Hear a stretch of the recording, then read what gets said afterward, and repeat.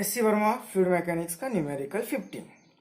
A cubical box is to be constructed with iron sheets 1 millimeter in thickness. What can be the minimum value of the external edge so that the cube does not sink in water?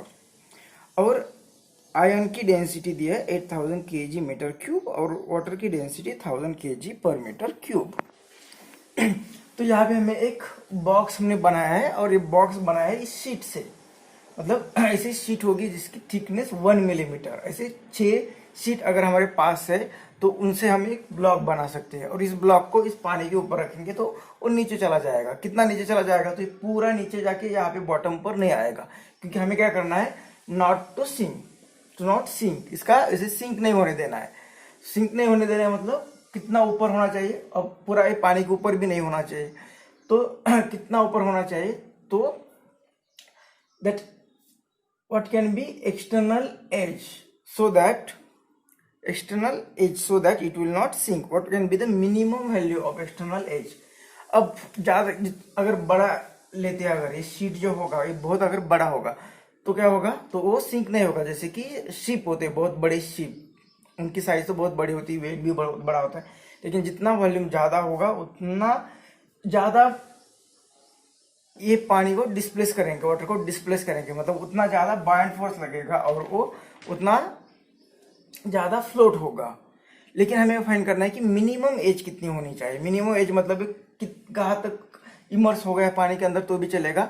जैसे कि कोई एक island होता है तो island की सिर्फ हमें ऊपर का जमीन का सरफेस दिखता है, उस सरफेस के अंदर जमीन बहुत ज्यादा होती है, लेकिन हमें सिर्फ ऊपर का सरफेस दिखता है।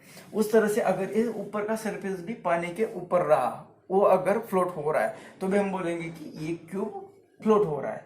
तब उस केस में हमें इसकी मिनिमम एज आ जाएगी, और जितना ज्यादा ऊपर रहेगा पानी के उतना ज्यादा उसका हमें एज बढ़ाना पड़ेगा ताकि बायंट फोर्स बढ़ेगा। तो हमें क्या है कि ये जो ब्लॉक होगा वो फ्लोट हो रहा है, मतलब ये जो ब्लॉक हमने बनाया it does not sink, it floats. Float होता है मतलब यहाँ पे डाउनवर्ड डायरेक्शन का mg और ऊपर का बायंट फोर्स इक्वल होते हैं, मतलब ये इक्विलिब्रियम है। इक्विलिब्रियम जब आती है तब भी वो फ्लोट होता है। अब इक्विलिब्रियम है मतलब ये डाउनवर्ड डायरेक्शन में जो mg होगा is equal to buoyant force. अब ये m मतलब मास किसका, इस ब्लॉक का, मतलब ये आयन का बनाया हुआ है, तो ये मास किसका, आयन का, और ये g is equal to buoyant force. अब बायंट फोर्स मतलब ये पानी के अंदर जाने के बाद जितना लिक्विड डिस्प्लेस करेगा उसका वेट जो होगा वो बायंट फोर्स होगा। मतलब ये क्या, ये भी वेट mg किसका, डिस्प्लेस्ड लिक्विड का, मतलब ये g तो है, ये m किसका आएगा, डिस्प्लेस्ड लिक्विड का मास इंटू g, तो इतना आएगा am आयन इंटू g, ये g कैंसिल होने वाला है, तो ये mass of ion is equal to mass of displaced liquid. अब मास ऑफ आयन कितना होगा, इसका वॉल्यूम इंटू डेंसिटी। इसका मास आयन का नहीं दिया है, डेंसिटी दी है। मास मतलब वॉल्यूम ऑफ आयन शीट। अब ये शीट ठीक है, density of ion into mass of displaced liquid, वो कितना होगा, इसका volume of displaced liquid. Mass of ion मतलब यहाँ पे जो आयन होगा, यहाँ पे जितनी क्वांटिटी में आयन होगा उसका मास। अब यहाँ पे कितना आयन है, तो यहाँ पे 6 शीट से, इस तरह से 6 शीट, उसका मास मतलब ये आयन शीट का मास लेना है हमें, तो ये वॉल्यूम ऑफ आयन शीट और ये डेंसिटी और ये वॉल्यूम ऑफ लिक्विड। अब ये आयन शीट का वॉल्यूम कितना होगा, तो एक शीट का वॉल्यूम कितना है, तो वॉल्यूम मतलब length into breadth into height. तो इसकी लेंथ कितनी दी है, तो ये लेंथ हमें फाइंड करनी है, वही तो एज फाइंड करना है।